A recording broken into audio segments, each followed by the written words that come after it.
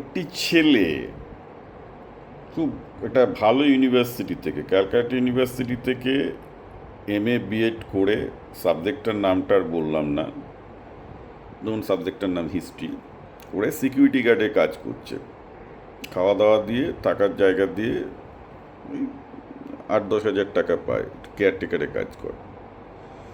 খুবই হতাশ জীবনে, তার সামনে বিয়ে হওয়ার কোনো চান্স নেই, কোনো ভবিষ্যৎ নেই। তো আমাকে জিজ্ঞেস করছে, স্যার এবার বিজেপি এসছে, আমার কি কোনো এবার ভবিষ্যৎ চেঞ্জ হবে? বিজেপিকে তো ভোটটা দিয়েছিলাম।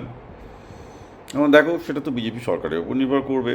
একটা ব্যাপার কি না, বিজেপি আসায় যেহেতু প্রচুর কোম্পানি আসছে, অনেক বেশি বিজনেস তৈরি হবে, তাতে সিকিউরিটি গার্ডের চাকরি বাড়বে, সেটা হয়তো 10 থেকে 20 হাজার টাকা হবে, তখন জিনিসপত্রের দামও বাড়বে।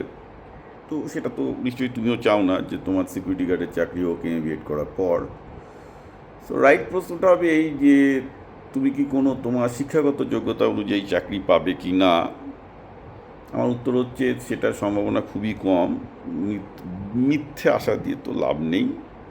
কারণ যখন তুমি এমএ বিএড করেছো, তোমাকে এটা কেউ বলেনি যে যারা হিস্ট্রিতে এমএ বিএড করছে, ফিলোসফিতে এমএ বিএড করছে, জিওগ্রাফিতে এমএ বিএড করছে, তাদের স্কুলে চাকরি পাওয়ার সম্ভাবনা, সরকারি স্কুলে চাকরি পাওয়ার সম্ভাবনা 1 in 200। এটা আমি ম্যাথ করেই বলছি, কারণ এই ম্যাথগুলো আগে কেউ করেনি। আমি এতদিন ধরে ফেসবুকে লিখছি, ইউটিউবে লিখছি, কেন ইজ 1/200। আমার ইউটিউব চ্যানেল বিপ্লব পার 2000 গিয়ে আগে দেখে নিও, আমার ফেসবুকের লেখা থেকে সার্চ করতে জানলে লেখা থেকে দেখে নিও, পরিষ্কার বলেছি যে এরকম হচ্ছে।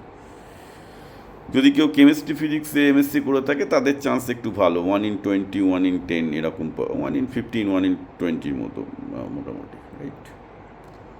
তো যদি ধরে নিই যে বিজেপি মোটামুটি এসএসসি রেগুলারাইজ করবে, শিক্ষকের শূন্য পদগুলো ফিল আপ করবে, পুরোটা তো পারবে না, কারণ পশ্চিমবঙ্গ সরকারের বাজেটের অবস্থা খুবই বাজে, যেটুকু করবে তার ভিত্তিতে একটা রিয়েলিস্টিক নিলে এই হচ্ছে সিচুয়েশন।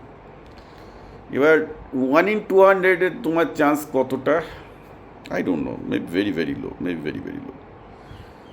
আমি বলবো বিজেপি সরকারের ওপর ভরসায় না করে তুমি নিজে করো। এইভাবে তোমার এইটা করে কোনো লাভ হবে না এই সিকিউরিটির চাকরিতে থেকে। তুমি একটা এর থেকে বিনা পয়সায় যে কোনো একটা ডিস্ট্রিবিউটারের কাছে গিয়ে, যেখানে ট্যালি শেখা যায়, যেখানে ডিস্ট্রিবিউশনের দু একটা সফটওয়্যার শেখা যায়, সেরকম করলে ওখানে মায়না তোমার আস্তে আস্তে 10-12 হাজার এমনি তো হবে।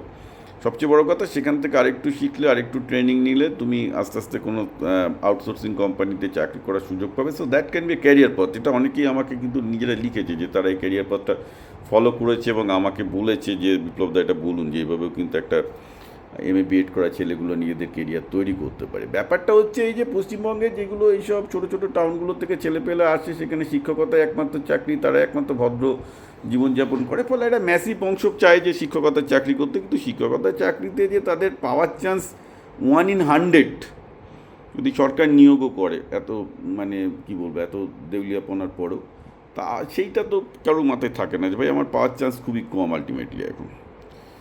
তো এইগুলো মাথায় রাখবে যে কী হচ্ছে। তো বিজেপি সরকার কি আসলো না করলো, তার থেকে ভাই নিজের কেরিয়ার চ্যানেল, নিজের কেরিয়ার পথ তুমি নিজে তৈরি করো।